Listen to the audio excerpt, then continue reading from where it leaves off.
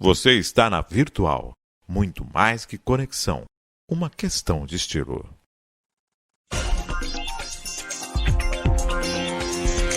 Virtual News.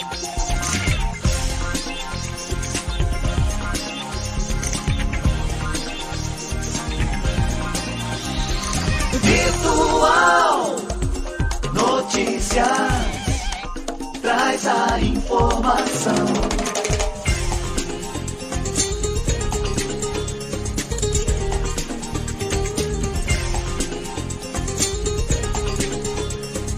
Virtual News.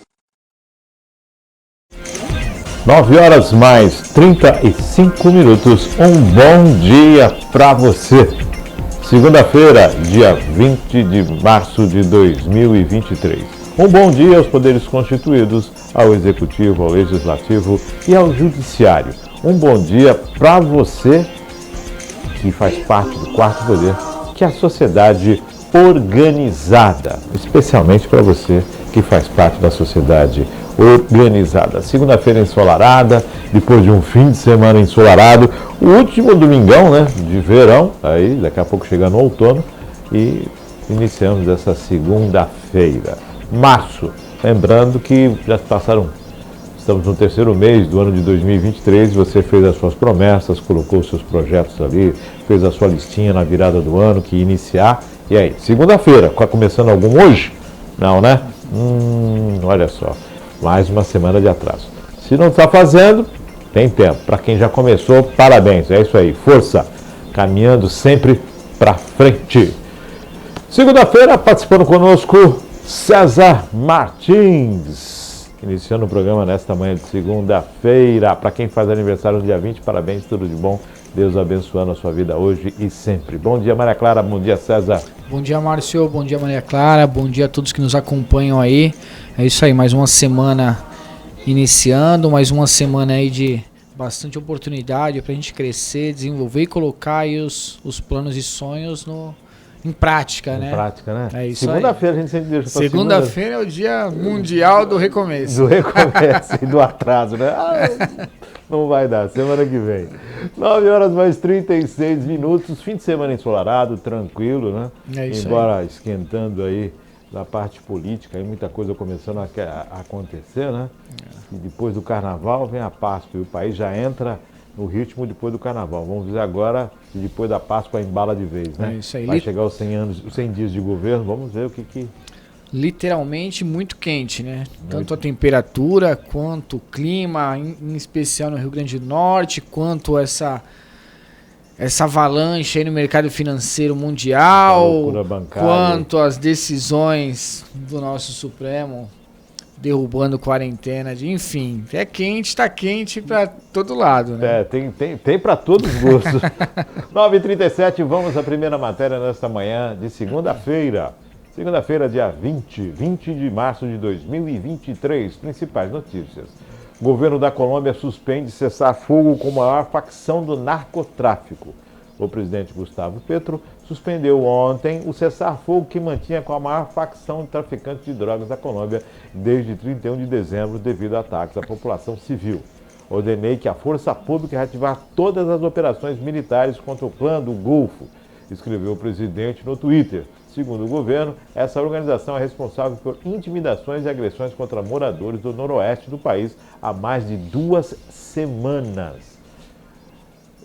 Bom, cessar fogo contra o narcotráfico é uma condição aí de tentar equilibrar a situação. Embora, né, como é que você consegue, como é que um governo pode conviver, né, César? Difícil. Que ambos têm objetivos diferentes, né? Quanto mais presença do governo, melhor condição de vida, melhor qualificação, melhor tudo, e você tira a criminalidade. Quanto menor participação do governo, mais participação da criminalidade. E o cessar-fogo aí, né, de acordo com o que o presidente anunciou no Twitter, começaram a mexer com civis, então retoma tudo, acabou o trato e bora pro confronto. Historicamente a Colômbia é um país muito violento, né? Tem facções que usam de extrema violência e causam realmente uma desordem absurda aí em todo o país. Eles tinham meio que um acordo de cavalheiros, né? A polícia atua de forma não tão efetiva, não tão embativa, né? Evita aí tanto embate, tanto conflito. E em contrapartida, se mantém uma ordem geral no país. E assim, esse acordo parece ter sido descumprido aí, como a própria matéria já diz, e a parte noroeste aí do país tem sofrido aí constantes atos de violência, conflitos, e em função disso, assim, precisa restabelecer a ordem. Precisa aí que tá, e volta uma guerra, uma briga aí de quem tem mais força.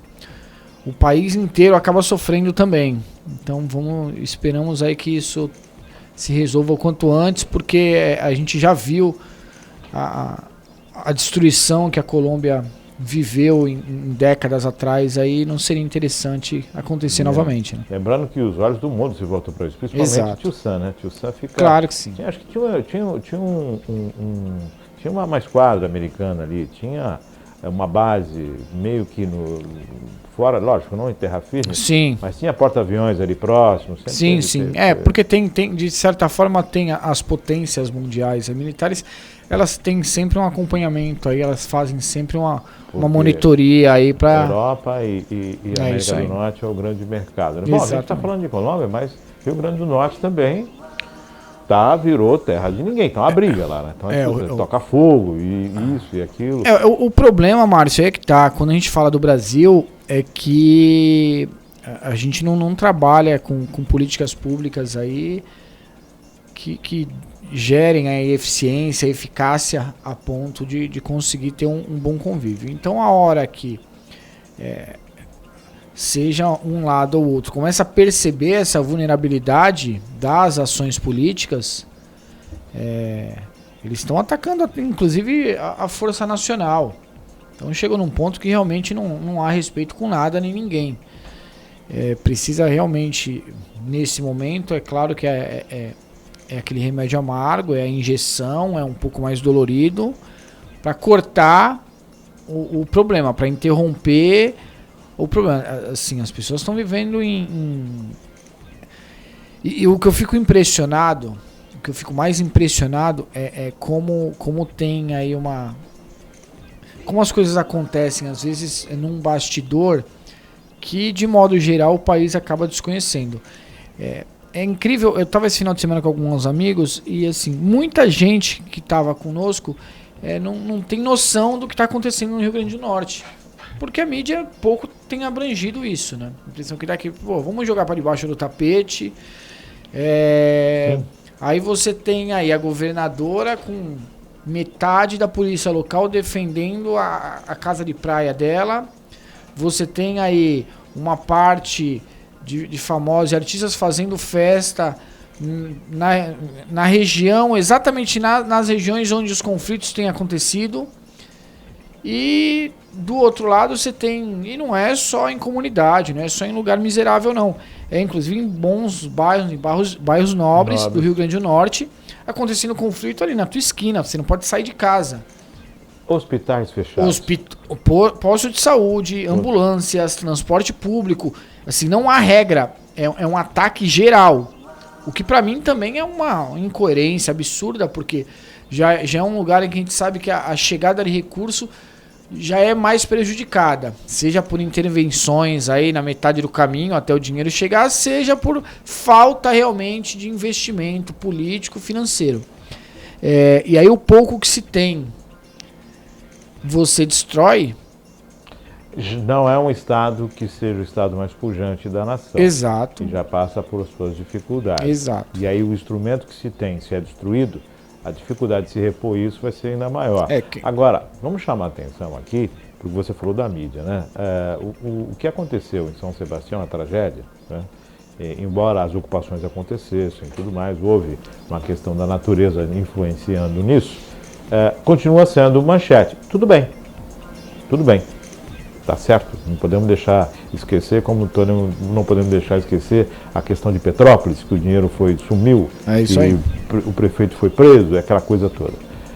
Mas me parece que, diante da situação do que aconteceu, me parece que é dois pesos e duas medidas. Porque a situação no Rio Grande do Norte é muito séria. Muito sério. É muito séria. Segurança pública. Quando você afronta a segurança pública, você está afrontando um governo.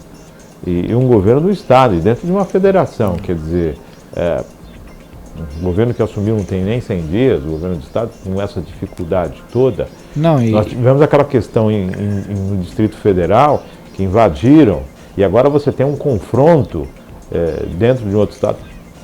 Há de se retomar a questão do respeito à segurança pública, né? Exato, não, e é como eu falei, assim, a gente vê relatos, se você acompanhar mais a fundo a situação, você vê relatos de comerciantes, e não são grandes comerciantes, não, é que é o grande empresariado, não, é o camarada que tem a vendinha da esquina ali, sendo extorquido, precisando pagar pedágio, e não é pagar pedágio para ficar com o comércio aberto. Então, quer dizer, não é que eu te pago 5 mil reais pro meu comércio ficar aberto e eu faturar. Não, eu te pago 5 mil reais só para você não queimar o meu comércio. Então a gente chegou num ponto no Rio Grande do Norte que precisa urgentemente uma intervenção. Seja com apoio de outros estados, Força Nacional, os militares, enfim.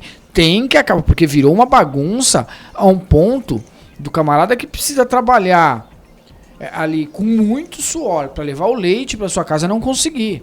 E correr o risco de ter um coquetel molotov jogado na sua casa, ter o seu carro queimado no meio da rua, ter o seu comércio, que é o seu sustento aí da sua família, queimado, destruído.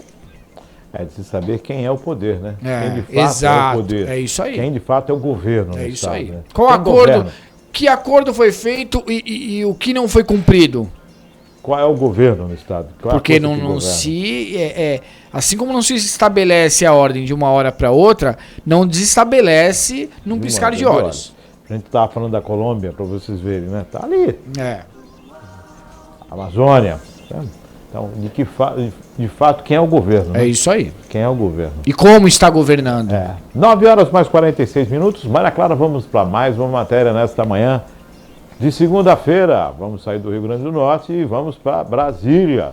Lula pede a Haddad que aprofunde proposta de regra fiscal e o PT pressiona por gastos. O presidente Luiz Inácio Lula da Silva pediu ao ministro da Fazenda, Fernando Haddad, que amplie as conversas com o mundo político e com economistas, além de fazer novos cálculos sobre a proposta da nova regra fiscal que vai substituir o teto de gastos.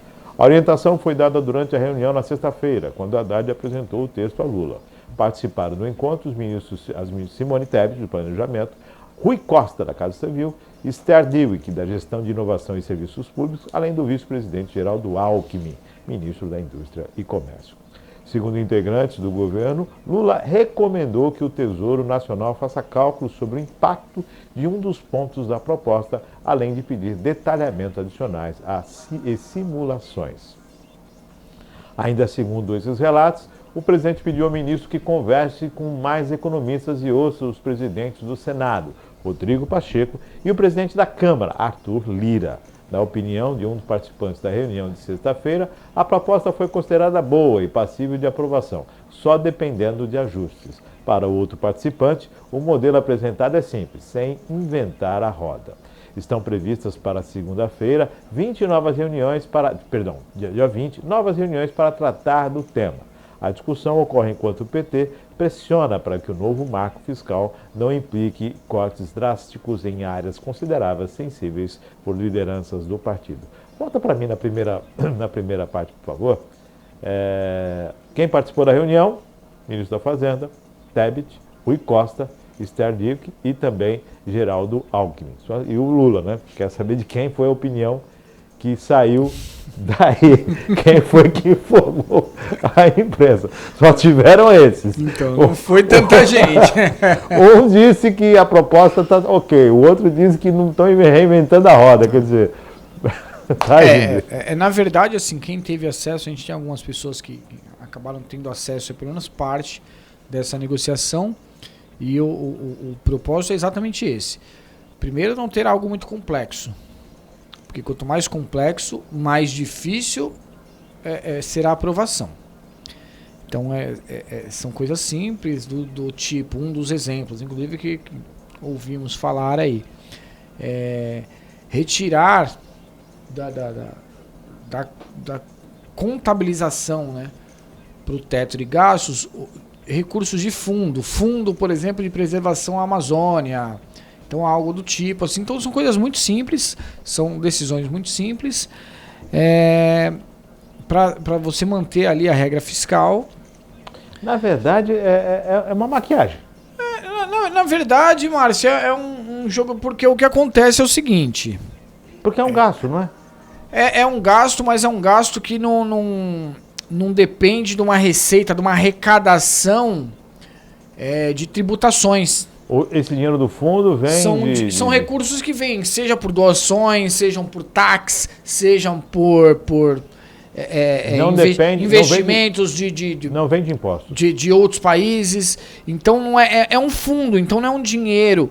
É taxado para pagamento de salários, para custeio de obras. Ele não está dentro da arrecadação do governo. Exato. Então é um recurso. Então a ideia é exatamente separar. Eu particularmente acho plausível, é muito coerente, é bem salutar, assim. Porque aí que tá. Uma coisa, assim, a gente tem o que o orçamento tem que contemplar? O que eu arrecado e o que eu tenho de despesa. E isso precisa ter equilíbrio. Isso é o que mantém aí o país. Assim, se eu vou arrecadar 1 bilhão no fundo de proteção à Amazônia, eu vou gastar 1 milhão, é claro que tem que haver o equilíbrio em tudo. Então não adianta também eu ter 1 bilhão de arrecadação no fundo para preservar a Amazônia, e aí eu gastar 3. Eu vou estar tirando 2 do cofre.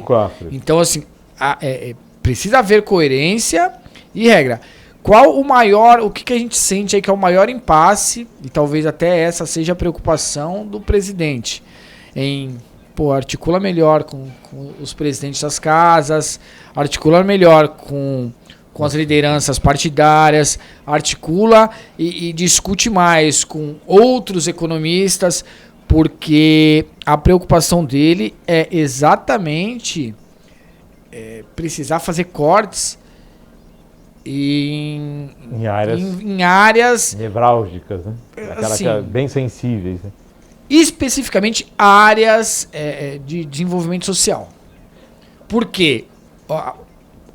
Talvez 100% dos ministros que ocuparam as pastas que trabalham com desenvolvimento social são políticos, não técnicos. E eles pressionam porque eles querem fazer política. E aí os técnicos precisam dar o equilíbrio de falar, ok, eu sei que as promessas de campanha, inclusive, precisam ser cumpridas, mas deve haver uma regra, deve haver uma métrica aí que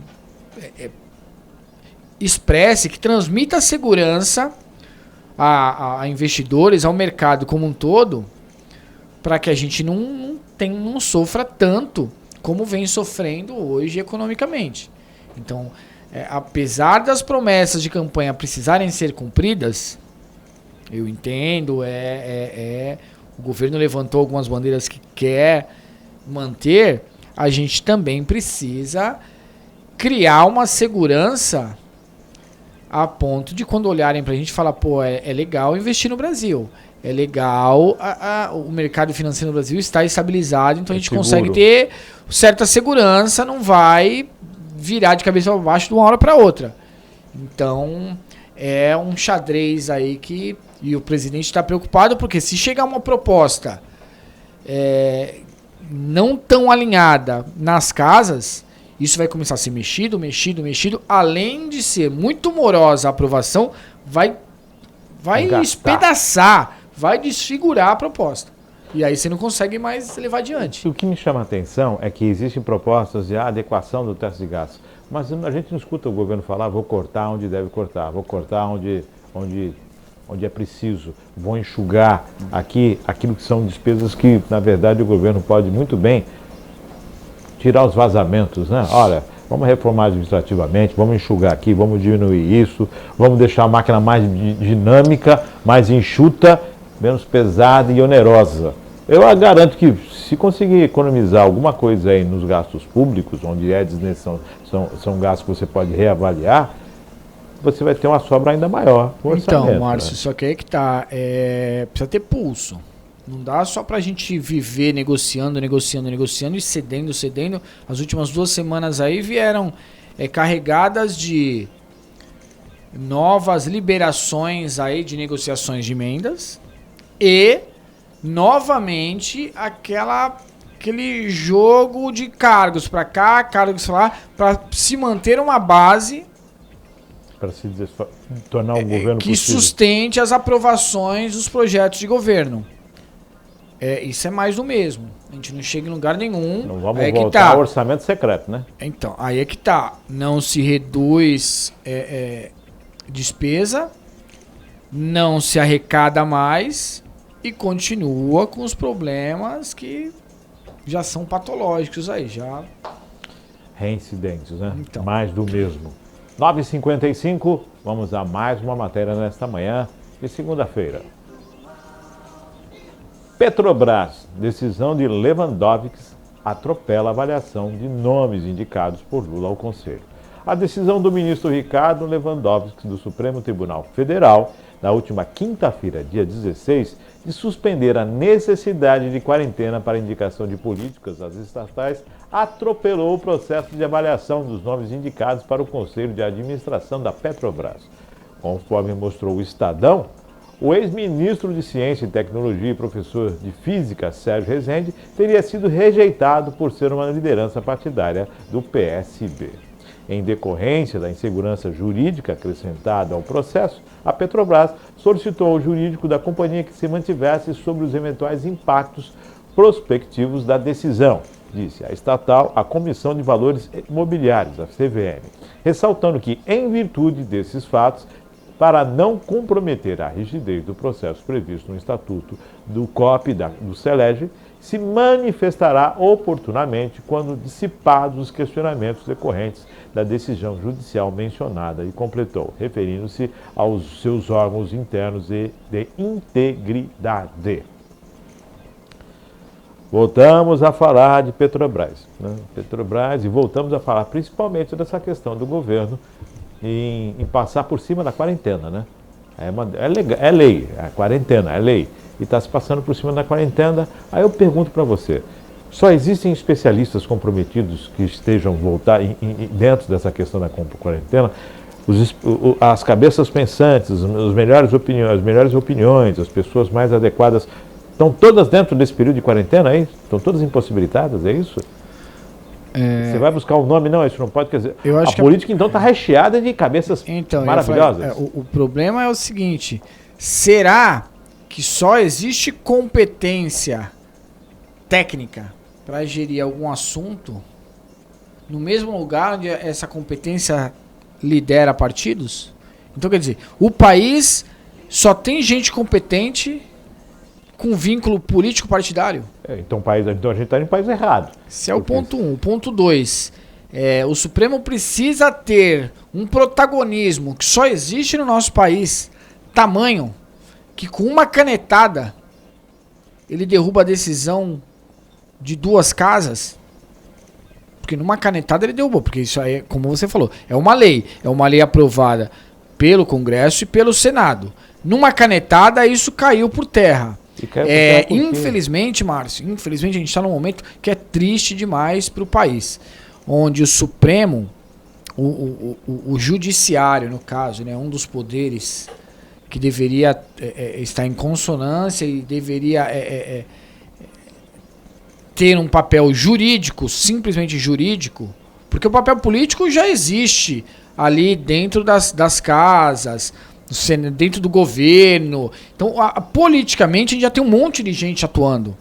A gente já tem um governo, a gente já tem um executivo que atua com diversas decisões políticas, a gente já tem o Senado, que faz papel político, a gente já tem o Congresso, em que os deputados fazem papel. O que tem de agente político é um negócio absurdo. Se a gente tiver o Supremo também fazendo política, a gente vai ter um problema seríssimo, porque a gente vai parar de tomar decisão com base no que de fato tem que acontecer, no que está escrito. O BNDES, situação do BNDES, Mercadante está à frente do BNDES. O Mercadante está dentro desse bojo, né? Dessa discussão. Lembrando que ele está à frente do BNDES antes da decisão do ministro. Do Lewandowski. Assim como o presidente da Petrobras. Tem toda uma situação aí para ser revista. Agora, é o que você falou, o protagonismo do Supremo é de chamar a atenção. Chama a atenção também para a questão de Israel, porque lá estão querendo mexer no Supremo e a população foi em defesa, né? Eu não sei se aqui seria o mesmo, fica minhas dúvidas. Tá difícil, tá complicado, é bem delicado. Aqui eu acho que deve ser o único país no mundo em que as pessoas conhecem mais os ministros do Supremo do que os seus deputados e senadores. Então precisamos... Lewandowski deixa o cargo esse ano? Ele aposenta esse ano. Aposenta esse ano, né? Bom, 10 horas em ponto, vamos a mais uma matéria. Maria Clara, vamos a mais uma matéria na segunda-feira. Eu estou com o pensamento em sexta. Presidente Lula anuncia a retomada do programa Mais Médicos. Nesta segunda-feira, o presidente Lula e a ministra da Saúde, Nízia Trindade, anunciam a retomada do programa Mais Médicos para o Brasil, às 11 horas em Brasília. A iniciativa vai ampliar o acesso ao atendimento médico no país, principalmente nas regiões de extrema pobreza e vazios assistenciais. Bom, a chamada é clara, retomada dos mais médicos, vem aí, há uma necessidade de médicos no país, Aí agora a gente entra no teto de gastos, a gente entra naquela questão de vai se implantar uma política pública e de onde vem esse recurso agora para os mais médicos. Então, o governo Lula se aproxima aí dos 100 dias e, lógico, essa análise dos 100 dias, que é a primeira análise do governo dele, preocupa em relação ao teto de gastos, em relação ao que ele vai implementar. Lembrando que o orçamento que ele tem é o orçamento do ex-presidente, de 2022, que foi feito o planejamento para 2023, ou seja, é o orçamento do Bolsonaro, que não estava alinhado com as propostas do governo do PT. Então, mais médicos agora? São necessários mais médicos. Mas, de fato, o que nós precisamos realmente fazer? Mais médicos é, digamos que, o socorro imediato. E, de fato, o que a gente precisa fazer? Boa, Márcio. Eu acho que você foi cirúrgico aí. A gente tem realmente um problema seríssimo nas áreas mais pobres, em especial interior de Norte e Nordeste, em que há uma falta de profissionais. O Mais Médicos supre isso? Supre. Mas é como a gente falou, esse é o remédio que interrompe o problema, interrompe a doença.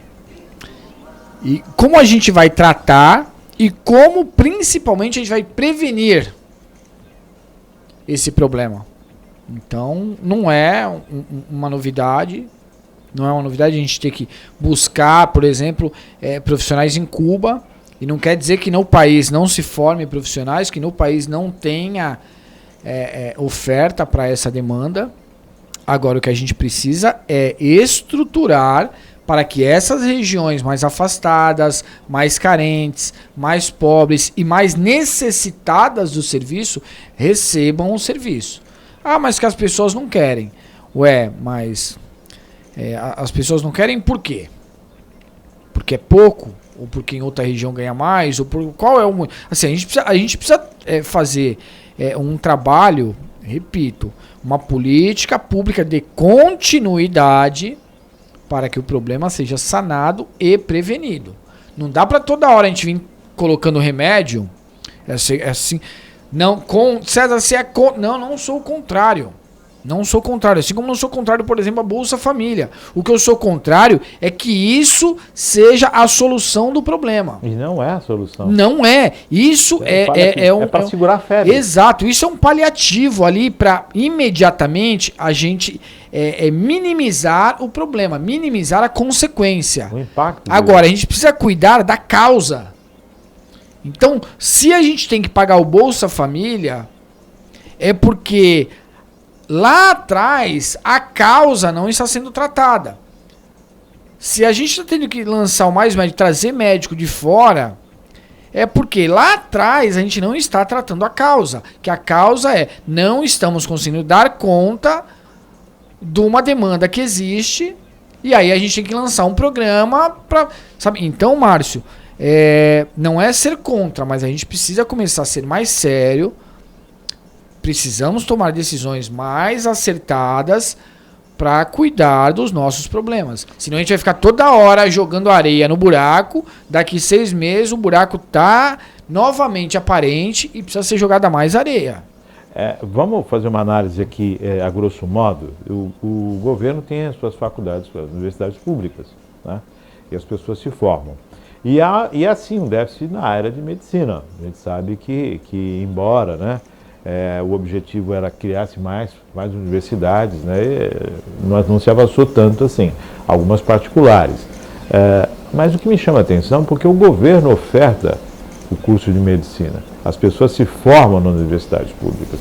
E ainda assim o governo tem dificuldade em colocação de médicos. Muitas vezes, só um adendo, muitas vezes se formam, inclusive, com financiamento do poder público.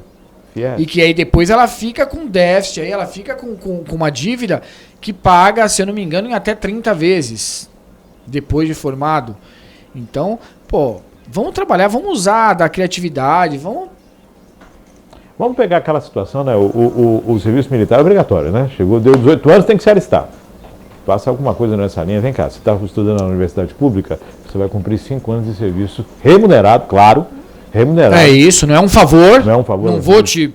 Não vai trabalhar à força. De graça, mas é remunerado e você vai para estudar na universidade pública, você vai trabalhar aonde for necessário para o país. De repente, assim, não tô aqui resolvendo, não tô dando a solução para problema nenhum, mas de repente pegar essa demanda de FIES e usar parte do dinheiro que foi financiado e ir fazendo uma amortização. Também não é trabalhar de graça. Não, vai amortizando e parte e outra parte recebendo em recursos. Enfim, a pessoa já sai dali com um emprego garantido e com a certeza de que a sua dívida está sendo diminuída. Então, Márcio, eu acho que a gente precisa buscar alternativas para resolver esse tipo de situação. Agora, não adianta ficar criando incentivo e bolsa e auxílio, e porque é o que você falou, a gente, ao passo que pensa e necessita urgentemente aumentar a receita, isso não sou eu que estou dizendo, nosso ministro da Fazenda diz isso em toda a entrevista, em toda a declaração, a gente continua criando programas em que aumentam as despesas. Então a gente precisa equalizar isso, que senão realmente a conta não vai fechar. Porque estamos conversando nos bastidores, né? Leva uma universidade para os locais mais afastados, torna isso viável, começa a construir, vamos expandir esse país, né? Vamos romper fronteiras. Juscelino, quando me levou ao Distrito Federal para onde é hoje, ele pensou em 2 coisas. Primeiro, tirar do litoral, deixar uma questão de segurança, e outra, aproximar, né? Sim. Colocar ela mais no centro do país, aproximando de todos. Então fica a dica aí, né? Universidade para todos, bacana. Então vamos começar a alinhar as necessidades do país com a questão da oferta também. Exato. Né? 10 horas mais 7 minutos. Temos mais matéria, vamos para mais uma matéria nesta manhã. Agora vamos para... sim, perfeito. Na semana passada, vamos falar agora da cidade de Cubatão, na semana passada, o vereador Rochinho entrou com um pedido de cassação contra o prefeito Ademar. A gente está conversando, inclusive, está no TPC Notícias, né? Nós vamos lá direto para o TPC Notícias para agradecendo a participação do portal também, do André. Vamos ver como é que está a matéria no TPC. Tudo ok? Ok, então a Maria Clara vai colocar aqui para a gente acompanhar a matéria com mais clareza, César. E mais um pedido de cassação. Esse foi aceito pela Câmara, se não me engano. A aceitação do pedido. Vamos ver se ele foi aceito, já foi entrou. Joga para a gente, Maria Clara. Vamos acompanhar aqui. Está aqui, ó. Está aqui no TPC. Desce um pouquinho para a gente aqui. Vamos ver lá. Rochinho protocola pedido de cassação do prefeito de Cubatão. O pedido é relacionado ao contrato de transporte escolar apontado como irregular pelo Ministério Público. no dia 14/3, o vereador Fábio Alves Moreira Rochinho protocolou um pedido de cassação do prefeito de Cubatão, Ademar de Oliveira, por supostas irregularidades em contrato de transporte escolar firmado em 2017, apontado pelo Ministério Público em ação civil pública como praticado acima do valor de mercado. Fale um pouquinho mais para a gente, por favor. Nós já falamos a respeito disso aqui, do valor, né?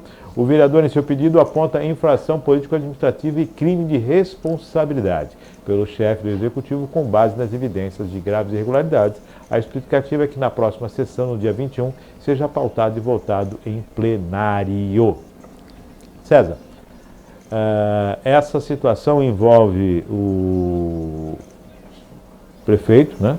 Nós já falamos dessa questão do Tribunal de Contas, que apontou essa irregularidade, 230 e poucos % acima do valor inicial, de 2017, né? 2017, e que o vereador agora aponta, coloca isso para ser analisado. A gente pensou que tinha sido votado, não, vai ser votado amanhã, porque no rito, pedido de cassação protocolizado, ele entra imediatamente na pauta. Ele já é o item da próxima pauta. Se vai ter obstrução ou não, ele já está na próxima pauta. A pauta só segue se ele for votado. Se ele não for votado, a pauta não segue. Maioria no plenário, o governo deve trabalhar com essa questão politicamente, né, de aceitação ou não do pedido, mas é desgaste do governo. Um assunto que foi colocado há 2 semanas atrás, que volta à baila agora e, lógico, envolve a questão do governo municipal. Bom, Márcio, sendo curto e grosso assim, eu acho que alguma coisa efetiva enquanto tem sido conduzida a política na cidade só vai mudar quando realmente for uma intervenção judicial ou uma intervenção por conta de um inquérito, enfim. Se não for uma decisão judicial, se depender da Câmara de Vereadores do Legislativo da cidade de Cubatão, vai ser mais uma discussão em que a gente vai se irritar acompanhando a sessão da Câmara. A gente vai ver pessoas tentarem justificar o injustificável, porque quando você pega um relatório técnico, porque assim, o Ministério Público trabalhou em cima do relatório do Tribunal de Contas, então não sou eu quem está dizendo do um mega superfaturamento no contrato, não é o vereador que propôs a cassação, não é um matemático que fez a conta. Não, o Tribunal de Contas fez análise, demonstrou que o valor está acima da prática de mercado, de que a prefeitura conhecia essa situação e de que está errado e ponto. E aí vai entrar, eu gostaria até que fosse diferente, mas não tenho a menor esperança, não tenho a menor expectativa de que seja aprovado o processo de cassação. Vai ser pautado e vai ser rejeitado como um monte de outros já foram, porque sequer eles se preocupam em abrir o processo e fazerem a análise se realmente ocorreu ou não improbidade. Eles simplesmente rejeitam e tá tudo certo, vida que segue, nada aconteceu. Vamos só fazer um entendimento aqui. Como se tornou público essa questão do MP, e já se encaminhou, já apresentou essa denúncia, foi o Ministério Público que apresentou a denúncia, sim. Isso vai seguir agora. A Câmara não prevaricou, através dessa ação do vereador Rochinho, a Câmara não prevarica, ou seja, ela soube da informação e tomou uma atitude. Agora existe a condição política para análise ou não do pedido. O voto é político. Só que isso não interfere no processo. Isso poderia agravar que um pedido de cassação entrando, os vereadores votando, o prefeito poderia descer. Não, o processo não vai ser interrompido porque a Câmara não rejeitou ou se ela aceitou. Engrossa o caldo numa outra esfera. Sim. Segue o processo. Lembrando que a aceitação do processo não quer dizer que está cassado. Que está cassado. A aceitação do processo que vai ser averiguado. Vai tramitar na casa. Mas assim, a casa sequer se preocupa, e isso é o que revolta boa parte da população. A Câmara sequer se preocupa em analisar o processo. E aí a gente pode falar de dar um monte de exemplo. Ah, não, que Guarujá o prefeito foi e voltou. Mas a Câmara aprovou a análise, ao menos. Ah, cassou? Não cassou. Rejeitou a cassação ao final da análise. Mas ela abriu o processo, ela ouviu as pessoas, ela olhou as testemunhas, as acusações, as provas, as evidências. A Câmara de Cubatão sequer se preocupa em fazer análise. E isso realmente, para o cidadão, é decepcionante. Porque quando o cidadão se depara com um relatório do Tribunal de Contas condenando a atitude, o Ministério Público fazendo uma denúncia dizendo que também alguma coisa ali não funciona. Aí um vereador vem e protocola um processo para se abrir uma análise e possível cassação do chefe do executivo.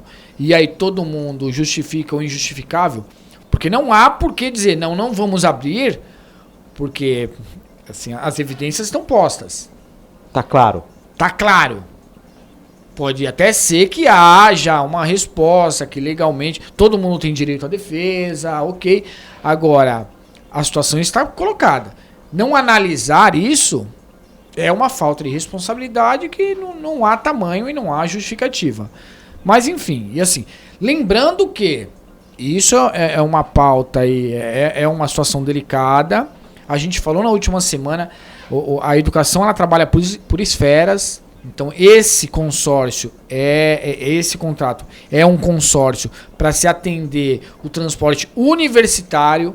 Quem custeia, por regra legal, por lei, quem custeia a educação no ensino superior é o governo federal, do ensino médio, o governo estadual, do ensino básico é o governo municipal. Então o recurso, obrigatoriamente, o recurso do Tesouro Municipal deve ser focado em atividade do ensino básico. Ampliação do ensino integral, que tem demanda, construção de novas unidades em regiões onde não existem escola suficiente, como Vila dos Pescadores, como Bolsão 8, como Vila Esperança, ampliação de profissionais de apoio, que por sinal o Praia Grande anunciou ontem que vai fazer uma grande renovação, não só em profissional de apoio, como em merendeiras, como em serventes, como em diversos outros apoios à educação. César, então você acha que não tem que existir o custeio do transporte universitário? Não, ninguém ouviu falar isso nunca, em momento algum. O que eu acho é que isso é um serviço que deveria estar sob a responsabilidade da assistência social e com base em programas, inclusive do governo federal, se captar recurso para se custear esse serviço, para não precisar ser custeado pelo Tesouro Nacional, Tesouro Municipal. Então, assim, tem uma série de situações, Márcio, que precisavam ser discutidas e que todo mundo tapa o olho, joga um pano quente em cima e tá tudo certo. Triste porque, assim, a cada semana a gente tem uma nova situação. Agora parece que o Ministério Público entrou com a denúncia também do Unidade de Saúde, do CAPS, que não tem a menor condição de funcionar, então entrou com a determinação de que em 30 ou 60 dias se regularize uma imensidão de irregularidades que existem. Então, Márcio, a gente fica decepcionado porque no máximo, a cada 7, no máximo, isso quando não é na mesma semana, parece em Deus, mas a cada semana a gente tem uma nova situação, uma nova denúncia, um novo escândalo, sempre envolvendo a cidade de Cubatão. Nunca é uma boa notícia. São sempre denúncias, problemas, escândalos e é decepcionante, realmente. Como diria o bom caipira, cada enxadada uma minhoca. É isso aí. Quando vem uma só. 10 horas mais 18 minutos. Estamos encerrando hoje aqui, Maria Clara. Temos mais matéria? Temos alguma coisa? Lembrando, né, que nós vamos amanhã nós temos o Virtual News. André Louro vai participar com a gente agora, encaminhando os vídeos, falando de alguns assuntos. Ele é comentarista aqui também e passa a encaminhar algumas pautas para a gente. Isso se vai acompanhar a partir de amanhã entrada de André Louro, colocando algumas situações, colocando pimenta aí e esclarecendo, trazendo algumas discussões à baila. Um grande abraço aí, André Louro, e aos demais comentaristas do Virtual News, né? Agora tem o Alex Brasil, que está chegando aí também. Não. Tem o Heitor, que está com a gente, André Lima está com a gente, o Cezinha aqui participando também. E é o time do Virtual News aí, de segunda a sexta, sempre com você. Daqui a pouquinho está à disposição o link do programa no site, você tem também acesso no YouTube, no Facebook continuamos transmitindo aí em caráter experimental, ainda tem a questão da interatividade que nós estamos analisando. Estamos acompanhando as transmissões no Facebook, para mais à frente temos aí uma definição, até pela continuidade ou não, né? Porque para não gerar expectativas também. O pessoal faz alguns comentários lá e a gente aos poucos vai sanando tudo isso. A participação por telefone também está sendo analisada para ser liberada e você ligar e participar do Virtual News. 10 horas mais 19 minutos. César, alguma colocação? Não, Márcio, agradecer aí. Como a gente falou, né, uma semana quente, bastante assunto aí que traz um pouco de polêmica, preocupação principalmente.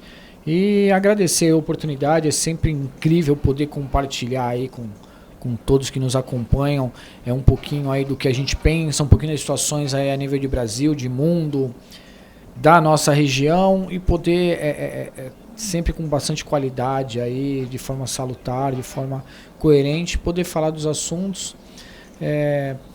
Uma honra fazer parte desse time incrível aí da Virtual News. Bom dia, Márcio, bom dia, Maria Clara, bom dia aí a todos que nos acompanham, que a semana seja abençoada e sensacional para todos nós. 10 horas mais 20 minutos, vamos ficando por aqui, agradecendo sempre a sua audiência, desejando uma terça-feira maravilhosa, amanhã, 9h30 da manhã, estamos aqui, vou adiantar, hein? Amanhã a gente vai falar sobre essa questão que aconteceu no BBB, amanhã vamos falar a respeito disso aí, que o pessoal não imagina a repercussão disto, e todos os agravamentos que se partiu daquela situação envolvendo aí o BBB. Fique com Deus e até amanhã. Mais um Virtual News, se Deus quiser.